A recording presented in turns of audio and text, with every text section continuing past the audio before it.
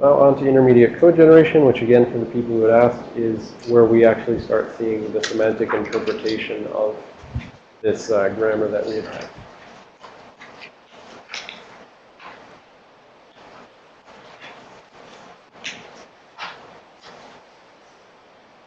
So we're actually going to see very quickly 2 different ways of taking some type of tree structure of a context-free grammar. We have some sort of grammar, and then we're going to turn it into a tree. And from that tree, we're going to turn it into assembly language. So we've already seen abstract syntax trees. And so the most common way of doing things is to take an abstract syntax tree and write some sort of code which spits out an intermediate representation of an assembly language. So it's basically a fake assembly language which is close to some real assembly language, but which is not the actual thing because you want to do optimizations and things like that on the fake language first, and then you want us to put out the real language at the end. You know, the literal thing may be add, and then the, let me put it here, but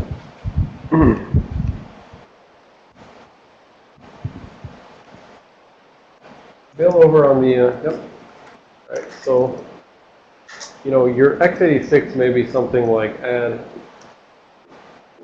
EAX, EBX, or something like that, right? That's your literal x86, but your intermediate representation could just be, you know, add reg 1, reg 2, right? So you're just going to spit out something which is pretty close to a real assembly sort of instruction, you know, adds, multiplies, maybe a load in a store or something like that. Maybe you don't want to use an actual x86 move because there's a bunch of different complicated ways that you can do move, right? Talked about that before. But you spit out some, you know, close enough approximation, and then once you have the sequence of, you eventually turn, you know, an abstract syntax tree into a bunch of pseudo assembly language type stuff, and you do optimizations over that, and then when you're done with your optimized pseudo assembly language, then you spit out a real assembly language. And if you want, then you can optimize that as well. But we're not going to cover optimization in this class. So the main point is just we're going to be spitting out a fake assembly language. So with respect to those fake assembly languages, just this is to say that there's varying levels of their fakeness, basically. So you may have something which looks like this. Let's say this was C code, something like that. And unfortunately, this is C code where they're not assigning it to any value. So and that actually shows up in the fake language. But say you had a multi-dimensional array, A, and you're doing A of I of j plus 2. So you're just trying to get some element out of a multi-dimensional array. You could have a high-level intermediate representation where you're basically saying, okay, for some temporary 1, set that equal to whatever I get out of A of I of j2, right? So I just take whatever was there, put it in temporary 1. A mid-level one would say, okay, well, I need to first compute j plus 2, and we'll put that into a temporary. I'm going to compute I times 20 and put that into a temporary because this is a multi-dimensional array, and if you recall, you know, you don't actually get a square, right? You take the pieces of that square and you put them all linearly together. Go over to the board. Right. Right, so this is your multi-dimensional array. This is your multi-dimensional array in memory, right? It's linearly all laid out. So this goes there, this goes there.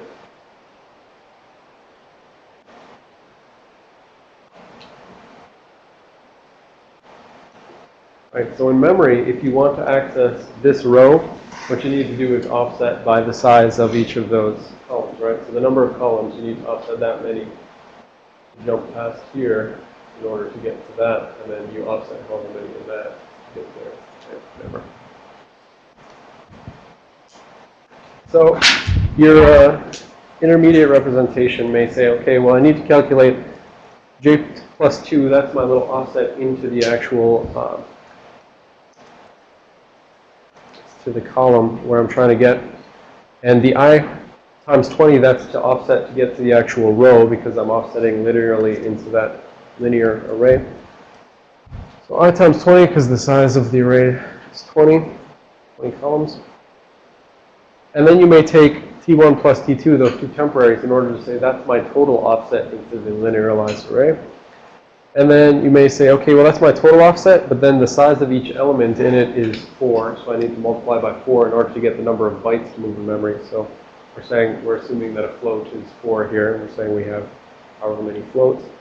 So say 4 times the total offset, no, 4 times, 4 is my size, T3 is the number of elements that I'm trying to offset into the array.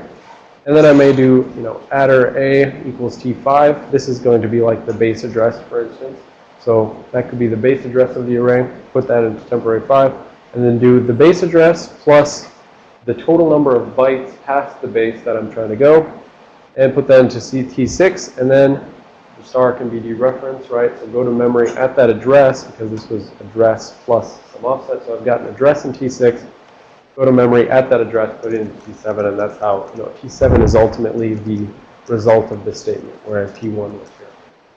So anyways, this mid-level intermediate representation is the type of thing which most things try to generate, because this tends to be very language dependent, right? So so it depends on what kind of compiler you're trying to make. If you're trying to make a compiler which just does one language for one architecture, things are a lot simpler, right? But if you're trying to make something like GCC or LLVM and things like that, where you're trying to make many languages, many architectures, you want to come to something which is language independent, more or less, and architecture independent, more or less, right? These sort of mathematical operations and the notion of just getting some address and just going to memory at that address, these are generic notions.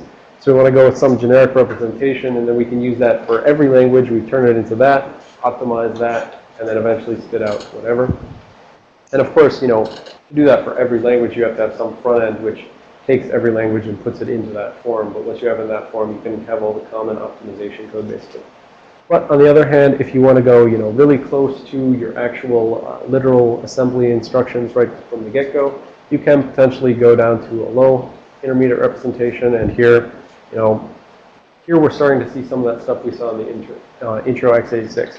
We have FP for frame pointer. Frame pointer minus 4 equals R1. And I'm assuming that these square brackets mean the memory at frame pointer minus 4 equals R1.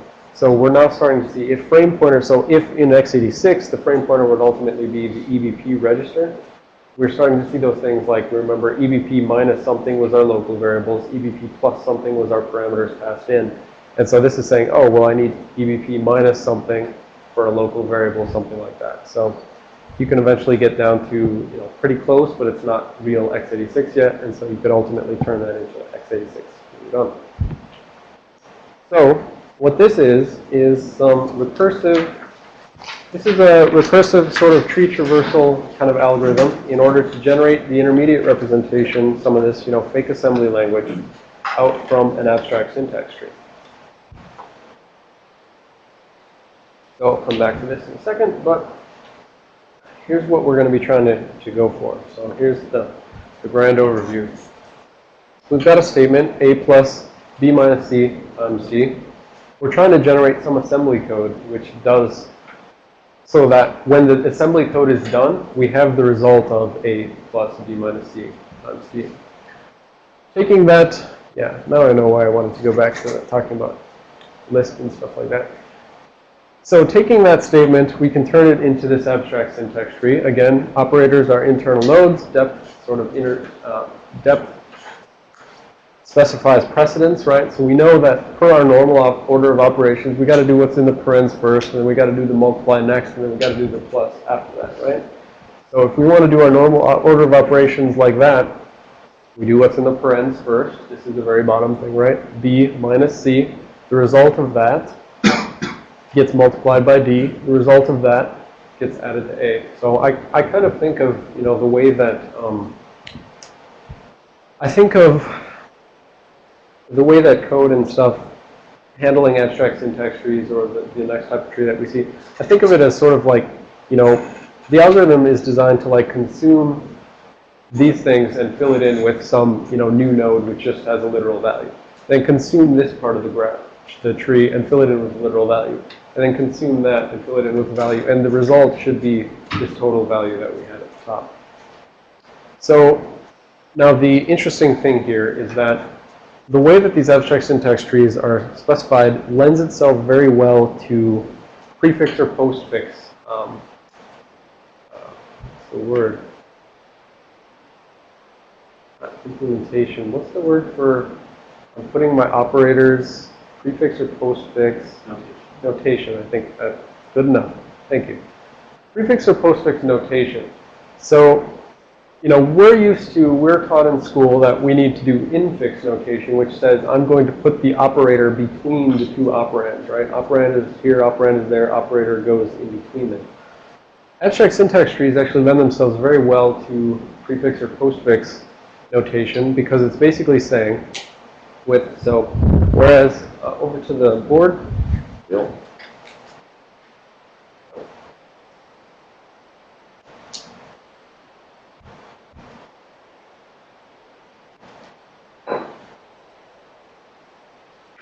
Right, so this is just the difference between infix and postfix in this case. Right, so we're used to doing a plus b, and you know that's going to be some value. Well, in postfix, it's still a plus b, basically, and you can just keep, you know, adding more things to this. So if I had a plus b times c, well, I know that I need to do the times first, actually, right? So I need to do b times c and then add a to that. So what this would actually be is it would be, you'd have your b and c, and then you put times there. And then, you know, optionally I could put parentheses to make this all clear and stuff, but literally you don't need the parentheses. You can just do then a plus like that. And the thing's going to recognize it needs to actually do the stuff internally first. But I could put like this if it makes it more clear that it's a plus all of that stuff, right? But all of that stuff has to happen first because it's multiply, and that's our order of operations specifies that. So anyways, all this did, I put parentheses to make it clear here. It's still doing a plus all of that, right? But it's this times d, right? This times d, and it's b minus c. And so you can actually, you know, there's an algorithm you can use to like traverse the tree and spit out like a postfix sort of thing. But that's kind of what I was saying before, the notion of like Lisp and C and things like that. They use, you know, postfix operations, and they use Lisp and scheme. These postfix operations, and they use their functions are heavily recursive like this. So anyways, what we would have is we would have this abstract syntax tree, and we would have that code on the previous page, which is going to walk this tree that's going to spit out something based on it. So what it does is it starts at the root of the tree. And what it would see is it would do generate code of plus and 0, right? Because it has a plus there. So if we look at the definition of generate code takes a tree node t, and here that was the plus. And then it takes, you know, some register where you want to actually put the thing into. The 0 there was saying, like, put it in register 0. So we're just dealing with abstract registers at this point, right? All right, so what it's going to do is it's going to take this t, and it's going to do if t of label is, you know, arithmetic op. So it's going to say, well, my t right now, it's that plus sign. So this is going to hold true. It's going to say if arithmetic op. That'll be true because good on is arithmetic op. It's just saying is the character plus, minus, times, or divide.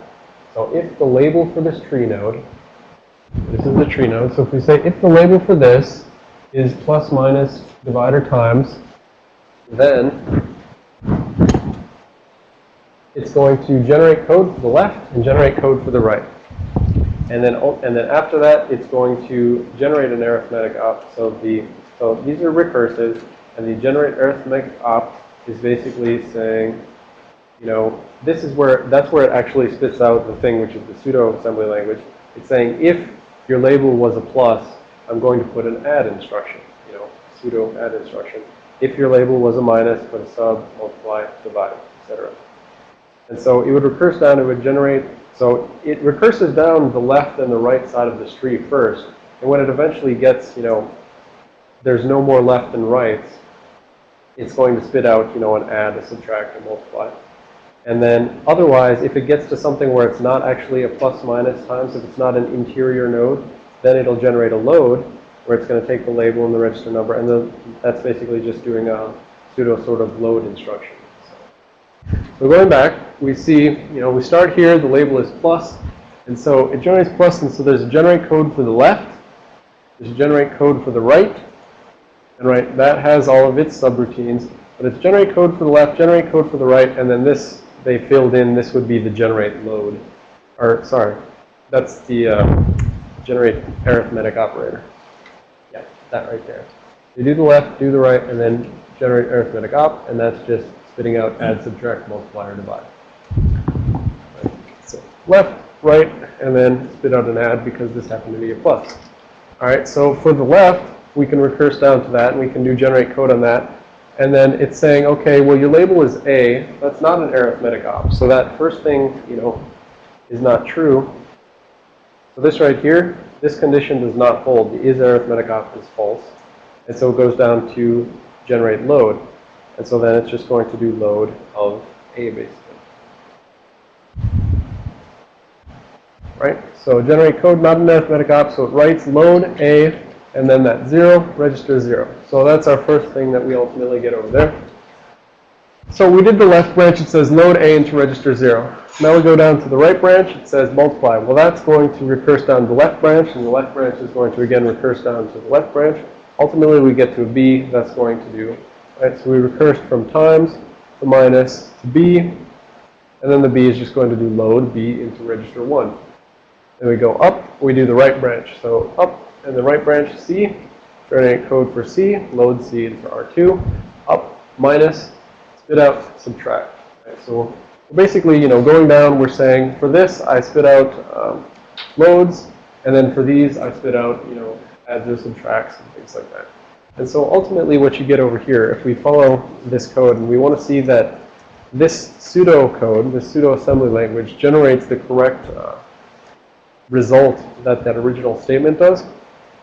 So we get load A into R1, R0. So A, B, C are in 0, 1, 2. And then the first thing we do is subtract. So that's, that's interesting here. We can see that the way this recursive code was structured is that it did correctly do a subtract as the first thing, because we got to get the result of this tree in order to multiply it into that, and get the result of that tree in order to add it into that.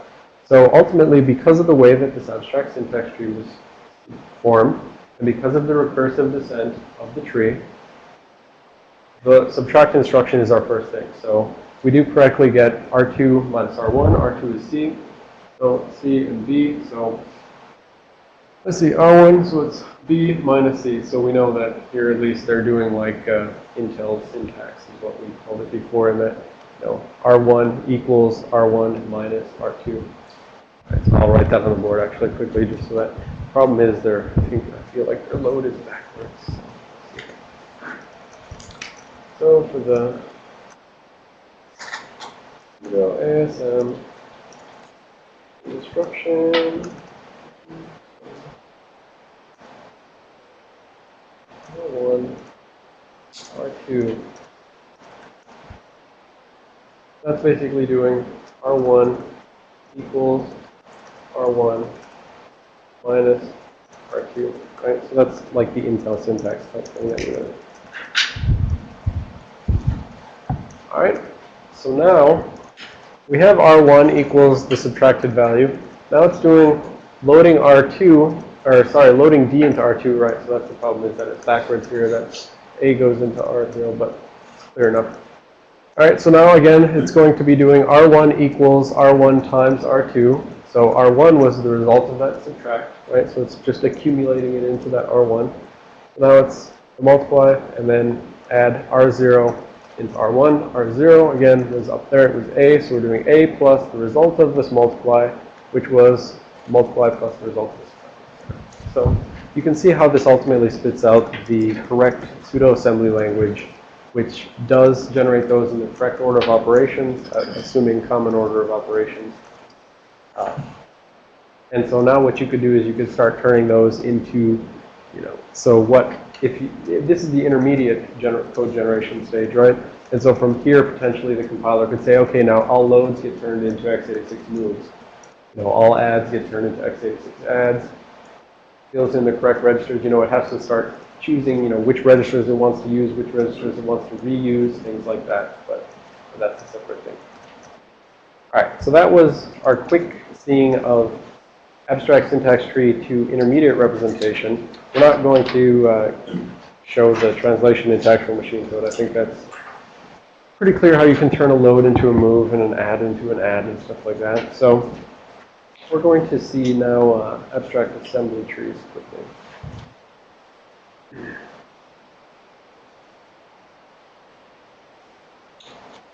I feel like these aren't as commonly used or commonly known. I feel like there's someone who's writing a more modern compiler's book where he's sort of advocating for this. So it's not back to the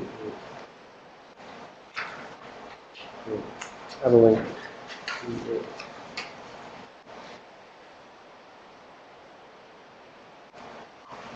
There it is. Got it. He's writing he has a new compiler's book sort of advocating the strategy. But anyways, all right. So there's two types of abstract assembly tree. There's an expression tree, which is what you use for values. And so the result of an expression tree should always be some sort of value that we're going to say is stored on the stack. That it could be stored, you could define it and say it's always stored in a register like EAX or something like that. But for purposes of this and for the examples he had done, he just says, for an expression tree, the result of consuming this tree is that there's going to be a value on the top of the stack that is the result of that expression. There's also statement trees, and statement trees are for all those miscellaneous things that don't have like a result output. Things like moves and calls and stuff like that. If you call something and there's a void return type, right? So if it doesn't return anything, that call should not have any return value in EAX or stack or anything like that. So we're going to see expression trees where you should always think, this expression tree, I'm going to turn it into something where there's just a value on top of the stack. Statement trees, it's basically used for organizing your code for all the other stuff that code might want to do that doesn't result in some literal value as an output. All right, so these are trees. These are one node trees. So how we're going to represent constants, which in x86 we called immediates. So if we just have the constant number 4 or the constant number hex speed, we're just going to put constant and then in parens 4. And so the notion is, if I have a tree which is just a single node constant 4, then when I consume this tree, there better be a 4 on top of the stack. Right? Similarly, there's register and then parentheses and whatever. So register frame pointer we'll write as register FP, and in the back of your head you may be thinking, well, that register FP is probably going to get turned into register EBP. But there's some frame pointer register, there's some stack pointer register, there's whatever temporary register that the tree happens to generate. And so again, if you consume this tree register, what you want to happen is that when it's consumed, the top of the stack should hold whatever value was previously in that register, or currently in that register, rather. There is, I don't think we see it in any of our examples, but there is the notion of result register as a special register versus frame pointer, stack pointer. Result register, and again, in x86, you might think in the back of your mind, if you ever see a node that says register, result register, it's going to be the EAX register, because we said functions always return their result in the EAX register. All right, so now some actual trees that look like trees. Operator expression trees is similar to an abstract syntax tree in that the operator is the internal node of the tree, and the operands are the leaf nodes of the tree. And so then now we can start seeing our other things, in that, what this is saying, this operator expression tree is saying, take register 1 plus the constant 4, and when I consume that, there should be, some value which is register 1 plus 4 on the top of my stack. So this ultimately will just lead to the value register 1 plus 4 being on top of the stack. And then I can start making it more complicated, again, like abstract syntax trees. Depth is indicating precedence. So I would start with register, stack pointer minus x20, and then the result of that, if register frame pointer is greater than the result of that, then you would put either a true or false on the top of the stack. I'm just curious. Things like comparisons are usually used in branching operations. How do you represent the branching We'll operation? see. Let's skip ahead. We'll get there. There's conditional jumps. We'll see it. Right, so again, you can think to yourself behind the scenes, we're going to take these trees, and from these we're actually going to spit out literal x86 assembly language. And so, he's trying to get ahead. He's saying, well, we know that if we're going to do like a comparison, maybe this is going to turn into compare, and then maybe there's going to be a jump, something like that, a jump greater than. Yep, we'll get there. But for now, the point is, this is going to put a register on the stack. This is going to put a 20 on the stack. This minus is going to generate some code which puts the value, stack pointer, minus 20 on the top of the stack. And then this is going to generate some code which puts either true or false, a 0 or 1, onto the top of the stack.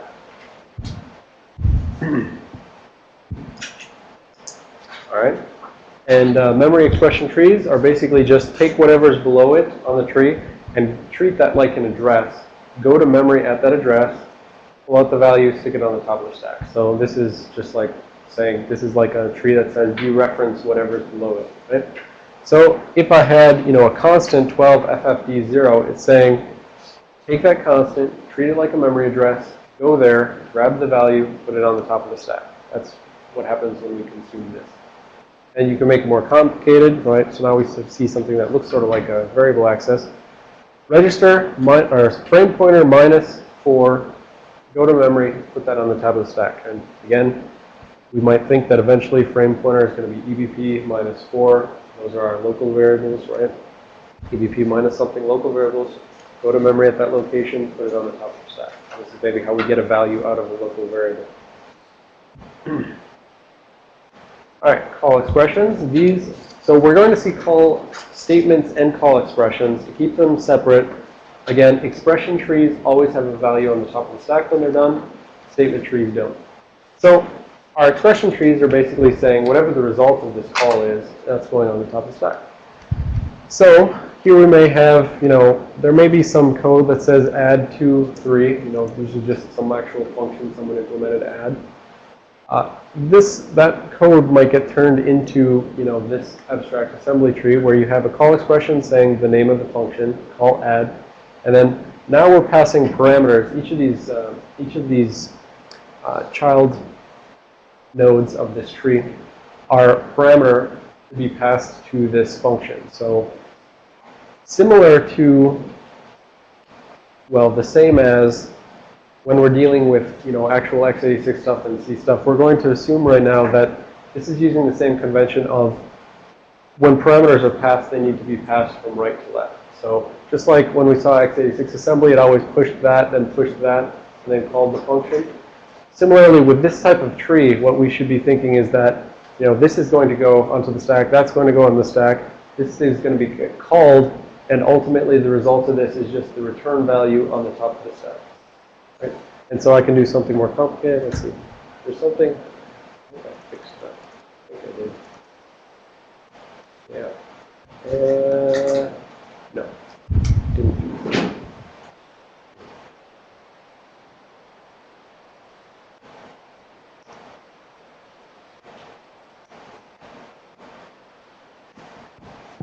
Just to be as correct as possible. This is like a real printf kind of call. I may have, some format string. The format string is really, in the things like printf, you never actually push the string onto the stack, right? You push a pointer onto the stack. That's all I was kind of saying here is there's going to be some pointer which is getting pushed on the stack. But going from left to right, we expect 1 will get pushed on the stack. That's our constant 1.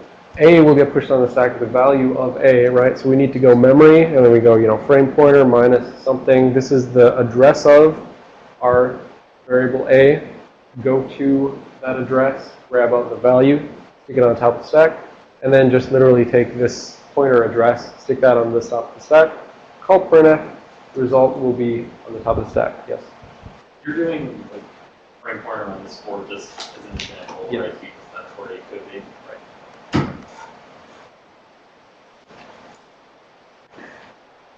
All right. So those were our expression trees. We got call, memory, operator, and then each of these two simple register and constant, right? Register, constant, or simple operator.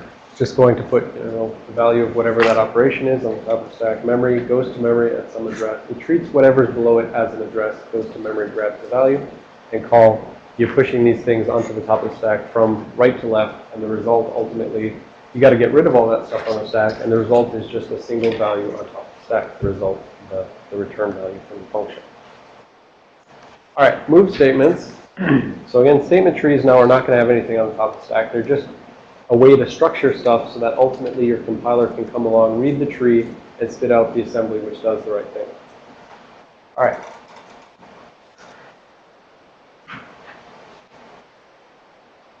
All right, so a move statement tree is basically going to be putting information into a register or into memory.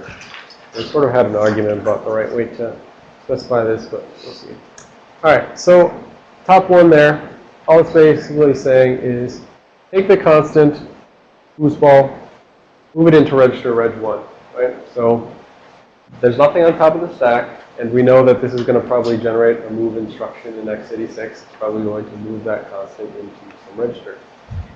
Similarly, you can do a register-to-register move, right? We had all those different forms of x86 moves. Register-to-register, register-to-memory, memory-to-register, but never memory-to-memory. So then the question is, if never memory-to-memory, why do I have this sort of thing? Well, there's ambiguity here in terms of the way that I'm saying it. So I think we had a drawn-out thing about the best way to discuss this, but since we're flying through it here, we won't care. What we'll say is, when you see a move tree with a memory thing on the left-hand side, you're not moving it to memory at that address. You're computing, well, no. Not saying I really want to interpret that.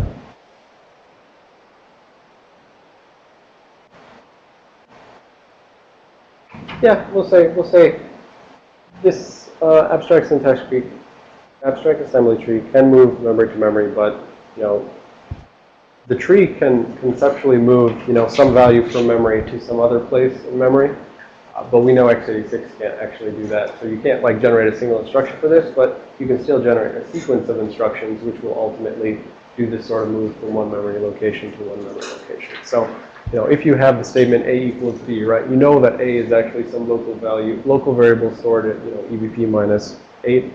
B, or B, sorry, is EBP minus 8, maybe. A is maybe EBP minus 4. And so you've got to go to memory somewhere to get the value out of the local variable B. And you're ultimately putting it into memory at the address of local variable A, right? I think, okay, the ambiguity here is that, yeah. The ambiguity here is you shouldn't think of this like putting some value onto the stack, right? You shouldn't think of this memory like grabbing the value A and sticking it on the stack, right? Because then you would have like moving a literal value into a literal value, and that doesn't make any sense, right? You can't move 3 into 4, something like that, right? So this is specifying the address of A, basically, and we're using memory because we have no better way to say the address of A. I suppose we could just put that there. Get rid of them. That may have been what I did. Hold on a second. I fixed my slides, and obviously I'm not looking from the fixed slides anymore. So. That I fixed my slides is that I chose an interpretation which is not ambiguous.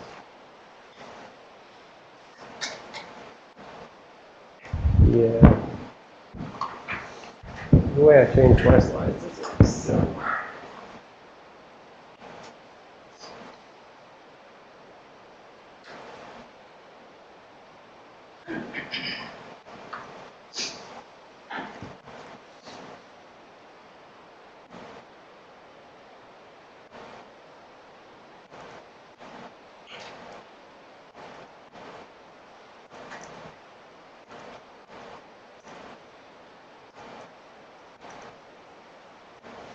Even that I'm unsatisfied with.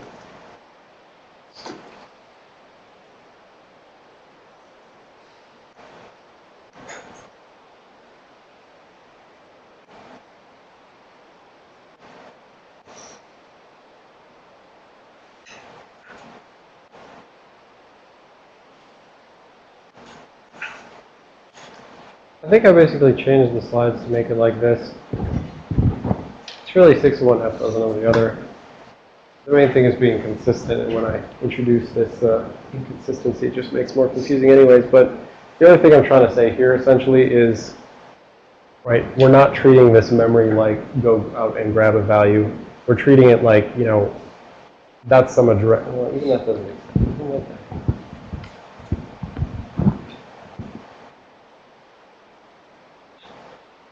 Leaving it like that. Alex still can go argue with me if you want. All right. So what we're going to say with our rule of remove is going to be just, you know, treat this thing over here like an address. We're going to move some memory value out of memory into some other memory address. All right. Let's see.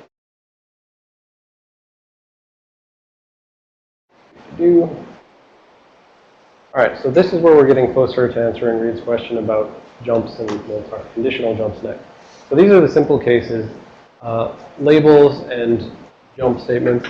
So a label is literally just you tack it onto the tree, and it just adds a name to the subtree below it, right? So it just says this is some label.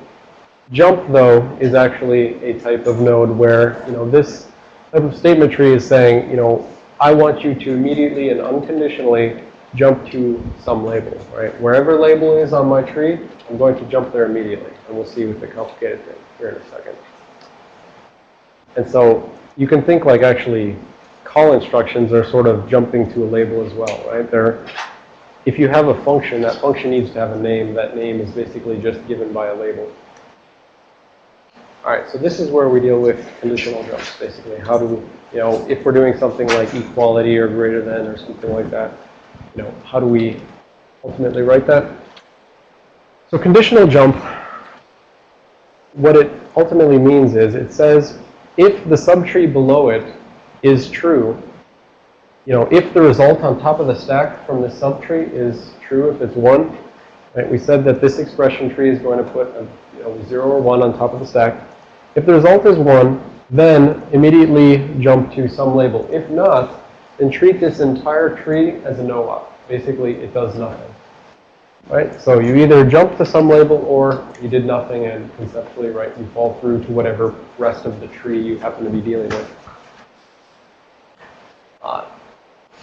So here I made a simple thing where it's saying, you know, if register 1 equals constant 10, so if reg 1 equals 10, jump to some label. Here's some label. This is my first seeing the use of label statement. And all this label does is name the subtree below it. So it's just a way to jump around between your tree. You just throw a label node in there if you want to be able to jump to that eventually. So. And we don't care about what the move is or anything else. All right, so now we get something a bit complex. All right.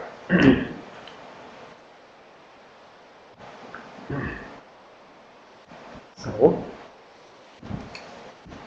this is a sequential statement. And the only point of a sequential statement is to order you and tell you the way that you must traverse the tree. So the sequential statement says you must process the left subtree before you process the right subtree. So it's saying if I get to a sequential statement, I'm telling my compiler, go down, do that stuff. When I'm done with that stuff, come back up and do this stuff. You know, this one says go down, do that stuff, come back up, do that stuff, right? So this is just enforcing a, you know, left and then right sort of ordering. So this is actually, you know, some pseudocode for a type of statement, which you should think about what this is going to be. All right, so we get a sequential tree, the very root node of this tree. We process it, it says go to the left, all right? Go to the left, we get a conditional jump to my label. So it says if the thing below it is true, then we're going to jump to my label. All right, so it says if register 1 equals 10, go to my label. All right, so we'll pretend that this is true right now. So register 1 is 10. We hit this conditional jump. It says go to my label. Then we go around, we find where's our label, my label. And so we immediately went from there to right here. And so now we're processing here. We're at my label, and we just basically do move. Yeah, probably should. We take register 1, and we move constant 0 into it, right? So we take 0 into register 1, and now we're done with this statement. And so we go back up, and we do the sequential, and then we go down, and then we're labeled done. So basically, This said if register 1 equals 10, go over and put 0 into register 1. Otherwise, we said that for a conditional jump, if the result is not true, if this thing right here is not true, then this is all just a big no op. And so it did nothing. So now we got to go back up and do the right side, right? So the sequential statement says go down and do that stuff. Well, this thing said, well, this isn't true. I'm not doing anything. Now we go back up and go down to the right side. And now the right side, we got another sequential, and that says go to the left and go to the right. Well, going to the left, it says move register 1 into register 2. Go back up, go down here, go to left, jump, done. So we immediately skip all of that, and we jump straight to done. So someone help me out with what the pseudocode is for this. So I want some C-level pseudocode telling me roughly what sort of C statement this actually is. So we're saying if something, then do something. Otherwise, we're doing something else. What is this? Testing whether a variable equals 10. Yep. But what sort of C-type statement would this be in order to do this test?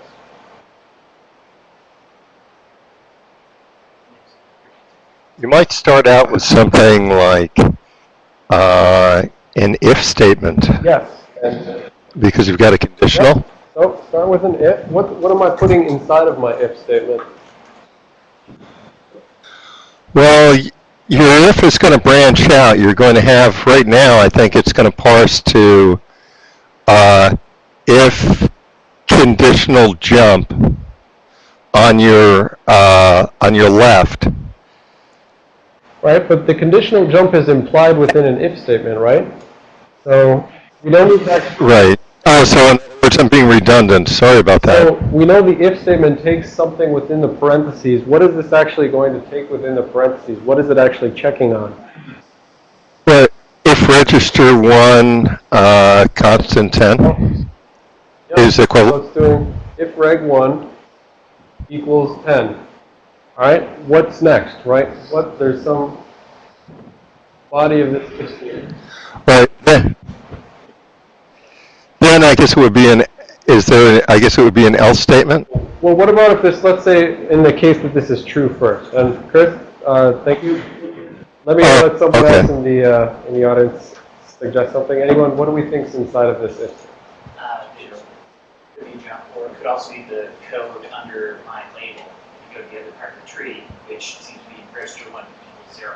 Right. So it could be the jump or it could be the thing under my label, but it is the thing under my label, right? So we said if this is true, the conditional jump. So if this is true, we jump to my label and we do that stuff under there, the move, and so it's 0 to reg 1, right? So basically doing reg 1 equals 0, right? So we're assigning reg 1 to 0, and then, what do we do next? So now here's the next question, right? Is there an else here, or do we just fall through to the next statement? So should I put an else, or should I just put something else below here? Else. We need an else? Okay, who votes for else? Okay, 4. Who votes for no else? Okay, and who's the loser who doesn't vote? No, so you should have been faster. Okay. Right, so we've got multiple votes for else, and now I have to think of what this actually is. Yes, this does require an else. Why is that? Right, and so the question is, why does this require an else? First, we put our else, and we say else move reg 1 to reg 2, so reg 2 equals reg 1. All right, so why does this require an else? Right, why can't it just fall through? So the tree may be wrong the way I have it written right now, but basically the point is, if this moving reg 1 to reg 2 was not inside of an else statement, then we would expect that after I do this, this should always happen, right? So we're saying if there's no else statement, this must always happen, right? But the way that our code goes is it says jump to my label, and then we're down here on this tree and we go up and we're done, right? So we've skipped over all of this, right? And so actually we had the same question in the previous class. Oh man, non-fixed slides. Let's see if I have my projector thingy. I think that's why I'm not using my socks. Oh, it's unfortunate. I'll have to upload my updated slides here in a second at the break. So if this were going to be no else, we would have to change the tree basically as follows, roughly speaking.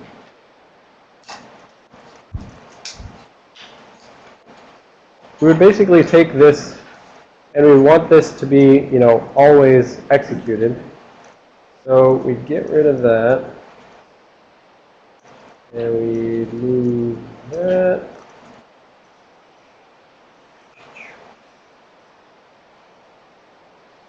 And no, it's going to take too long. I'll bring up the fixed slides at the break.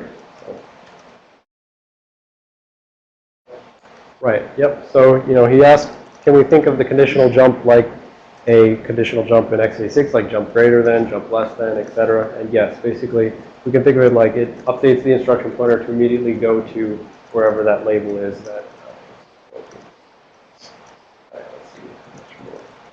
All right. So call statement trees. The only difference between a call statement tree and a call expression tree, as we said, expression trees always have a value. Statement trees do not. So all this does is it goes and it jumps to this thing and it executes that function wherever that is on our tree. But then there's no result on the top of the stack when we're done. So there are now fells and owls. This is the owl.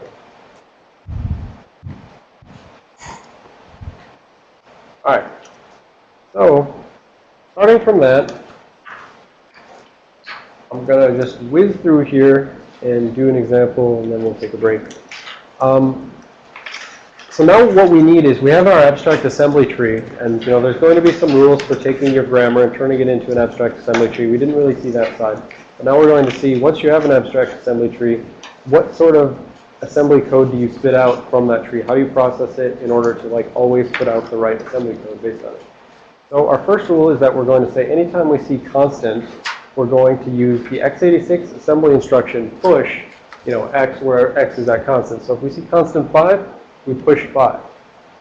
Right? If we see register, similarly we would push that register, and in those special cases we said this FP, this function, this frame pointer, we know that on x86 the EBP is the frame pointer, so we always push EBP when we see register FP. We always push ESP when we see register SP. All right, so here's a very simple thing, right? So we know that at the end of this, when we've consumed this entire tree, the value on the top of this should only be one thing that's changed on the stack. You could have had something be there and then you need to remove it. The only thing that happens is the top of the stack should have EBP plus 4, basically. So in order to do this, we're going to be processing this tree. So what we're essentially doing is what's called a tiling strategy, where you pick the nodes on the tree, and you can either do it one node at a time, or you could do it multiple nodes at a time. You pick nodes, and you say this tile covers this chunk of the tree, and this processes this type of tree. And for this tile, I'm going to spit out some assembly instructions. So for now, we start out with simple tiles, which do just one thing at a time. So we said, always when we see register FP, we spit out a push EBP. Always when we see constant 4, constant something, we push constant something. And now the trickery comes in, we've now got a tile for plus, and what do? We've already got 2 things on the stack. So the code that gets generated for plus should assume that its operands are already on the stack, right? So the code should say, my operands are on the stack. I need to make it so that ultimately the only thing that's left on the stack is my result. So, well, I'm not going to draw a stack frame because this is too simple. So you had EBP, and then you had lower on the stack, right? We made our diagrams where lower addresses are lower. So you have EBP saved here, you have 4 here, and then the next instruction is pop EAX. So it takes the 4 that's saved on the stack, and it pops that off into EAX, so it's no longer on the stack. And then it does add whatever's in memory at ESP, so whatever's on the top of the stack, do ESP plus 4, and then put that back onto the top of the stack. So over to the board, Bill. Just to quick recall.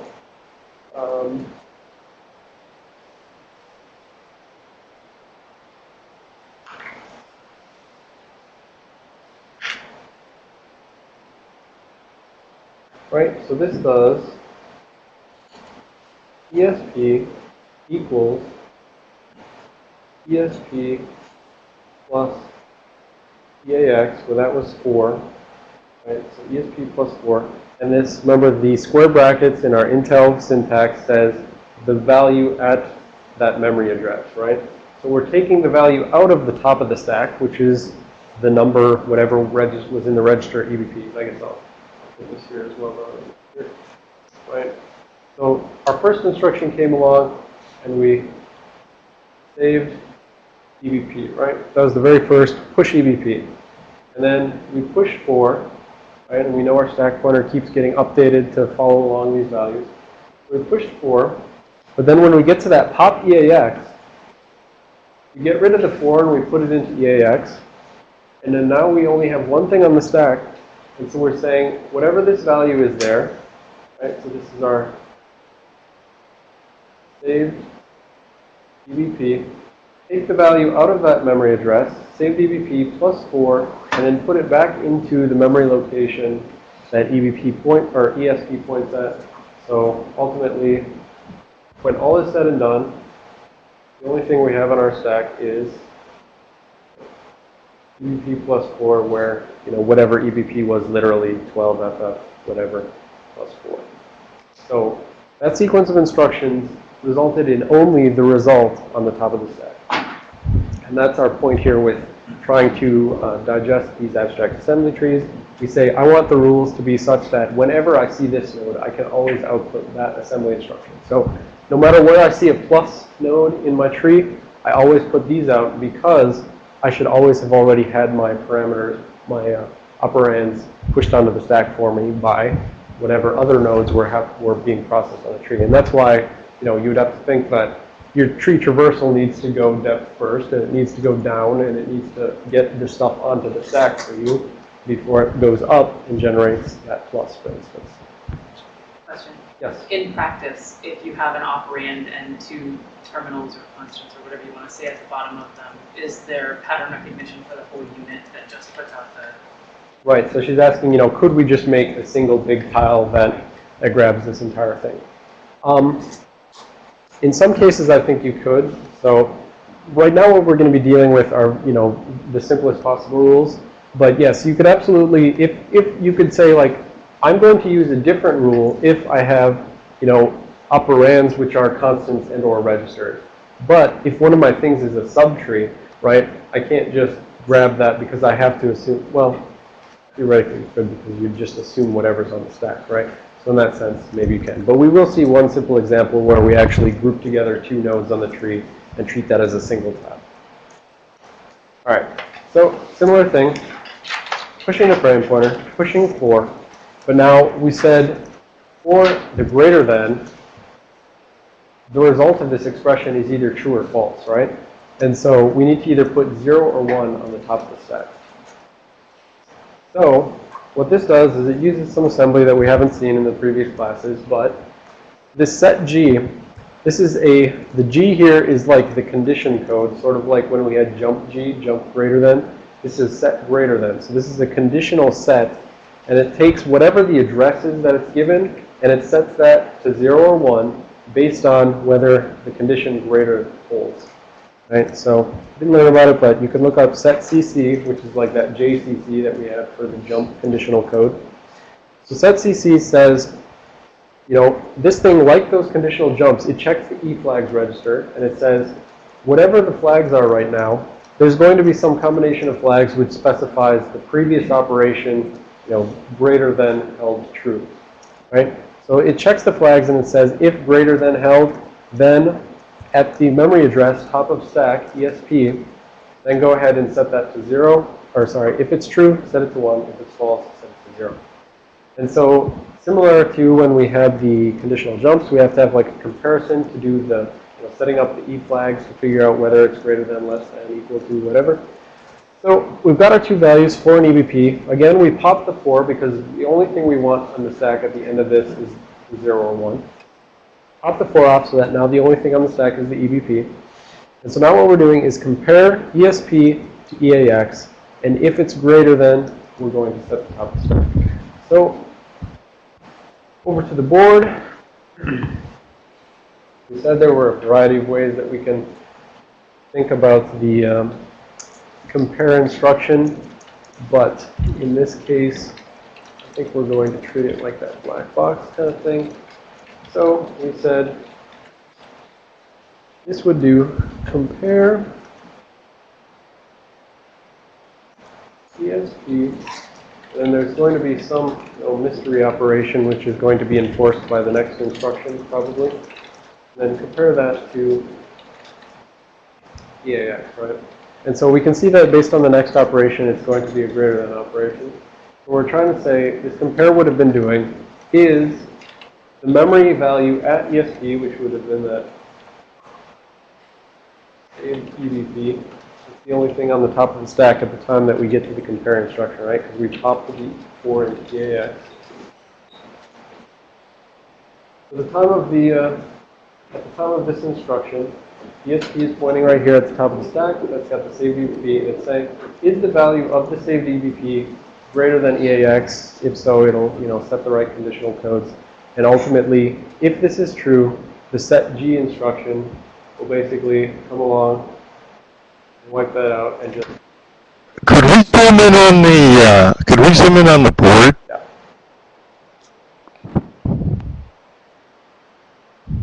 All right. See how we can, it's kind of hard to, thanks. A little bit up. Fill a little bit up. Let's see this here as well. There we go. Thank you. All right. So we said on the compare instruction, basically, it's just going to be taking the ESP, the value, wherever ESP is pointing, that value in memory, and then it's going to be comparing it against the other operand, which is EAX. And in this case, because we have the set G, it's going to say if greater than. So this mystery operand is the greater than, and it's going to say if the value in memory at ESP is greater than EAX, which is 4, then take the thing on the top of the stack. So the set G is the one which actually says, set G of ESP. And that says ESP is pointing right here right now. So if this is true, I set that to 1. If this is false, if this greater than condition code is false, I set that equal to 0. So that's all the set G does. It's basically the example code that the instructor had used in order to set 0 or 1. You could. So the point is, for all these rules I'm going to be showing you, right? We know there's always multiple ways to accomplish things in x86, right? So we certainly could use some other sequence of instructions in order to just ultimately end up with 0 or 1 on top of the stack, right? If I wanted, I could do a conditional jump to something which sets, ESP to 1. Otherwise, I fall through and sets ESP to 0, something like that, right? It's just a more compact way of putting it. All right, so now a little more complicated here. Now we're going to be using memory plus this this addition expression tree. So as usual, we're depth first traversing it. We're going to the left, pushing it, going to the right, pushing it, going up to the top node. As before, this is the exact same code, right? So it assumes that its 2 operands are on the stack, pops one of the operands, adds the values, puts the result on top of the stack. And then memory, basically, this is going to have to assume whatever's on top of the stack right now. I want to take that, treat it like an address, go to memory at that address, grab the value, and put it on top of the stack. So one way that we could do that is with this sequence of instructions. Let's say the memory code knows that at the time which it is called, there should be some value on top of the stack which it wants to treat as an address. So it's going to go to the top of the stack, ESP. It's going to take the value out, put it into EAX. It's just using it as a temporary holding register, right? When it takes that EAX, it's going to dereference it, right? Square brackets means treat it like memory address, go to memory at that address, and then it's just going to copy it again into EAX as a temp register, and then take your temp register and put it on the top of the stack. So, I mean, basically this code will always take whatever's on top of the stack, treat it like an address, take top of the stack, put it in temp. Take the temp, treat it like an address, get the value, put it in the temp, and take the temp and put it on top of the stack. So, those three instructions. Because we don't have the ability to do memory to memory, right? Theoretically, you could do move ESP to ESP, but you can't do that because you can't do memory to memory.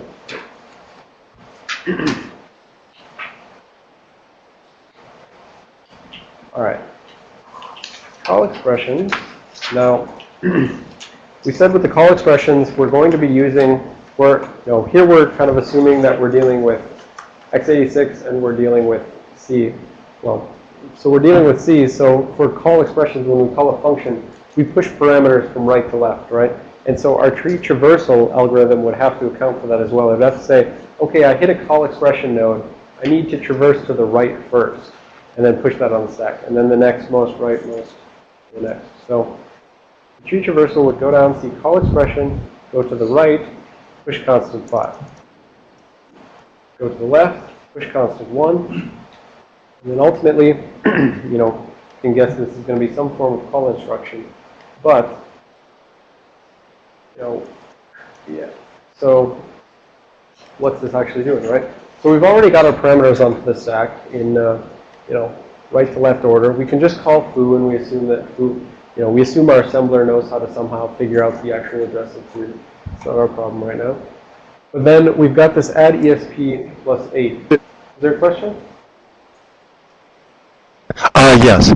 Don't you have to set up the base stack pointer and the stack pointer before you jump, or don't you sort of do that? So that would be actually inside of the call. So yes, at the location of the call. My apologies. My apologies. Sorry, cut short. Yeah. So inside of whatever function this was, yeah, there'd be the push EVP and all that. But at the very beginning of that, there would be push EVP. So yeah, for now we're just saying out somewhere else there's an implementation of the foo function.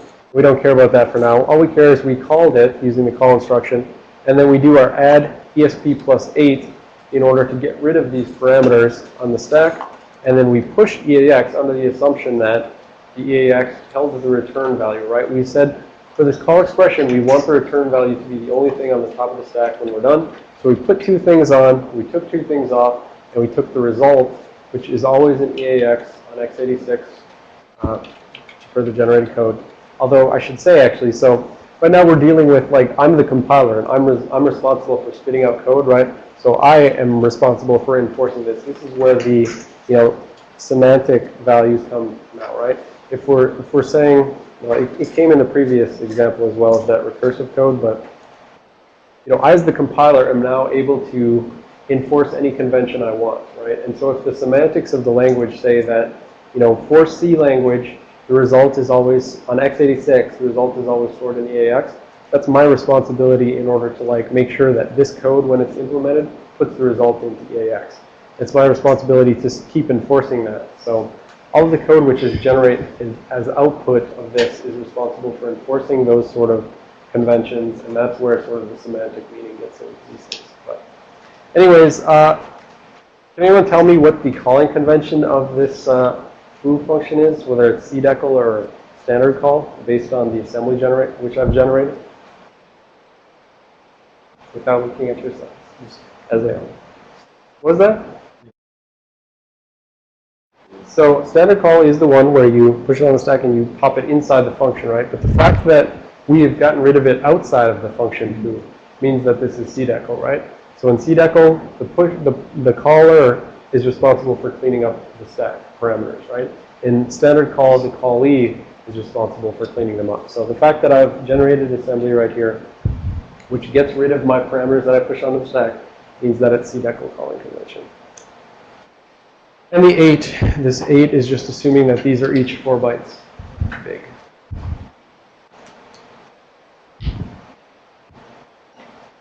All right, and then Small question. Someone on the phone. How would this assembly language be different if this was a call express call statement rather than call expression? Yeah. So this should be like a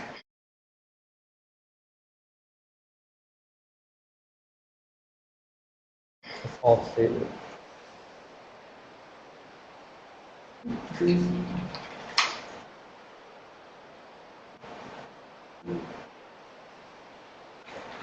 Correct your slides accordingly if you're using them.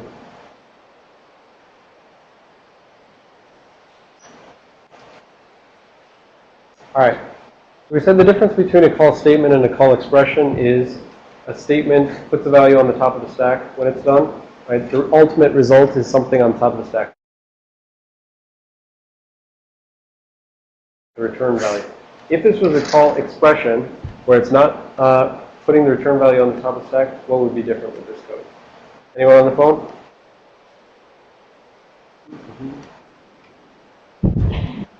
Your stack pointer would be a different address, but I'm not really sure where else to go, honestly. Corey, are you there?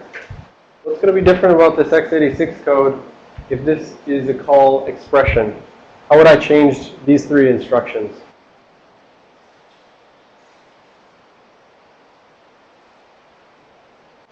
Corey, you're lame. This is why you were supposed to test your microphone. Anyone else? Grant?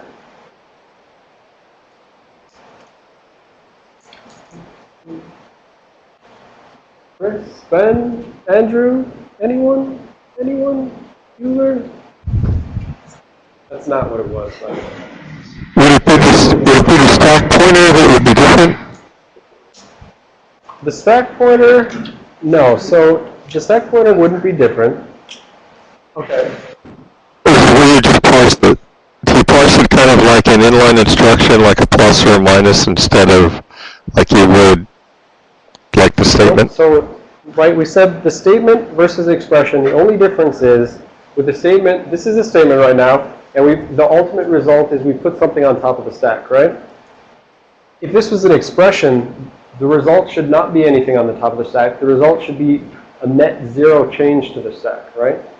And so this last instruction, the pushing EAX onto the top of the stack, that results in something on top of the stack. If I get rid of that, then the net result was push to, get rid of to.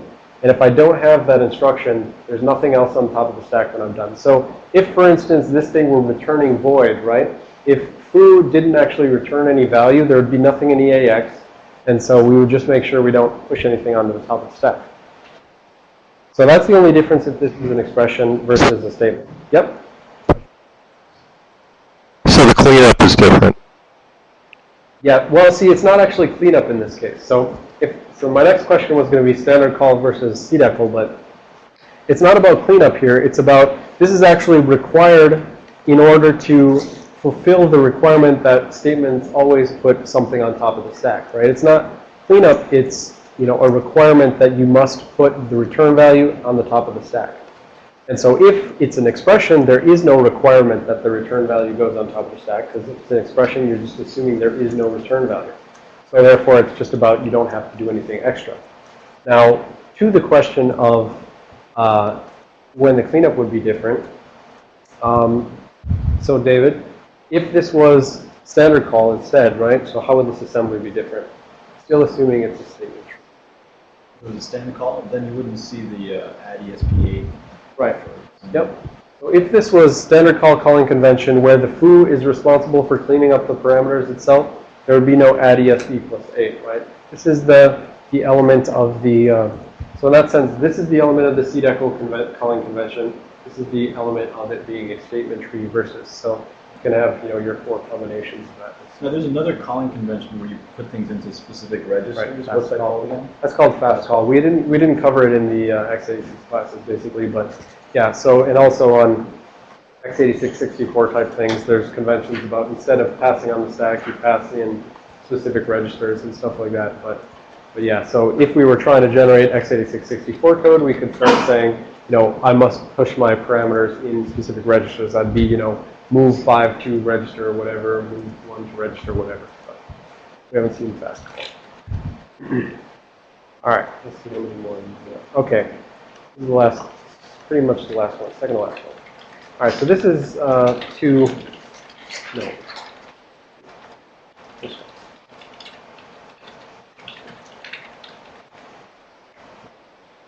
Okay.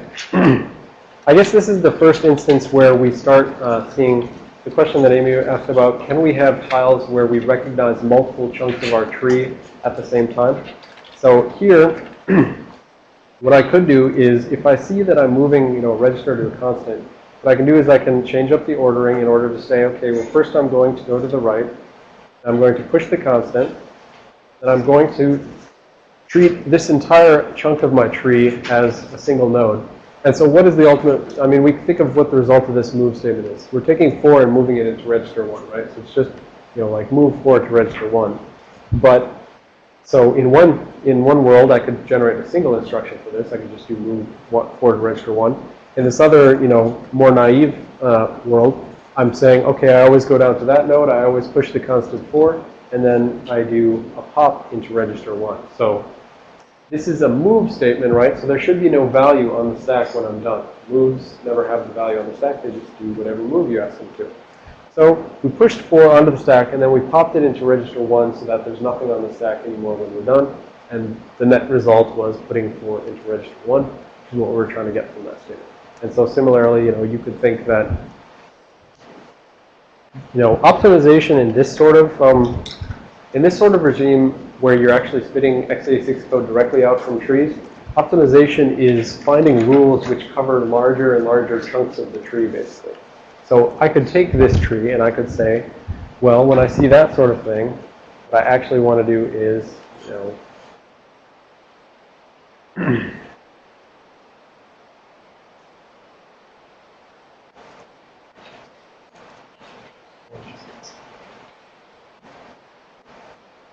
right? I mean, we can see that this sort of assembly instruction would have done the net result, right? It would have taken 4 and moved it into register 1. And so as I optimize, I can move away from doing, that chunk, that chunk, that chunk, to that chunk, that chunk, to eventually, one big old chunk.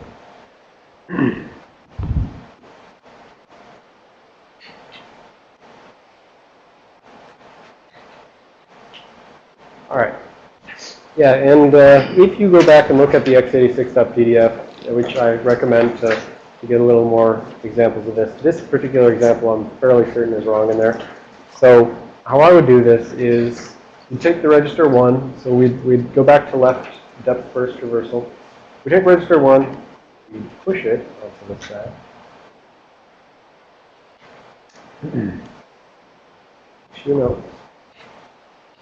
Right, so we push register 1 onto the stack, and then we push 4 onto the stack, and then we're treating this memory and move, this dereferencing of register 1 and the moving to that location as the following instructions. Basically, you're taking, so again, this is move, so there should be nothing on the stack by the time you're done. So we're actually popping both of these things. So we're taking 4 into EAX, register 1 into EBX, and then we're saying treat register 1 EBX, register 1 EBX as a memory location, and move from EAX, which is 4 into memory pointed to by EBX, right? And that's where we had that sort of ambiguity before in our tree construction. We said, if the thing on the left side of this move tree is memory, we're just treating that like an address where we need to move something into, rather than consuming this chunk and treating it like a literal. Right? So basically, this sequence of instructions, will always take whatever the 2 operands are, take them off, and then move the value from the right to the left.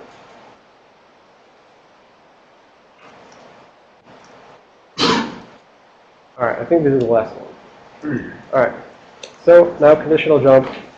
As before, we've seen this already. So we've seen this much. And basically, the result of this sequence of statements, right, was 0 or 1 on top of the stack. You've either got true or false from this greater than operation. Now the conditional jump, then, is going to generate code like this. You've got 0 or 1 on top of the stack. And ultimately, the conditional jump doesn't leave anything on the top of the stack. It's just a way to get to somewhere. So you take your 0 or 1, pop it off of the stack, and then you compare it against 0. And in this case, if, you know, your other value on the stack, let's see, AX, if your result, if 0 is greater than 0, then jump there. Otherwise, you know, if 1 is greater than 0, jump there. So basically, the point is just take the 0 or 1 off the top of the stack and over to the board. Go. Oh yeah, actually this is what we had before. So, yep, and then that's good enough. All right. And so this is what we had as a result of some previous compare operation, right? And so now what we're doing is we're taking this 1, in this case, off the top of the stack. We're going to pop that into EAX. Okay, so we get rid of that. That pointer is now pointing up higher. But we don't care. EAX is now 1. And what we're doing is we're doing the jump. So we're doing a compare again. Now this compare is comparing EAX to 0.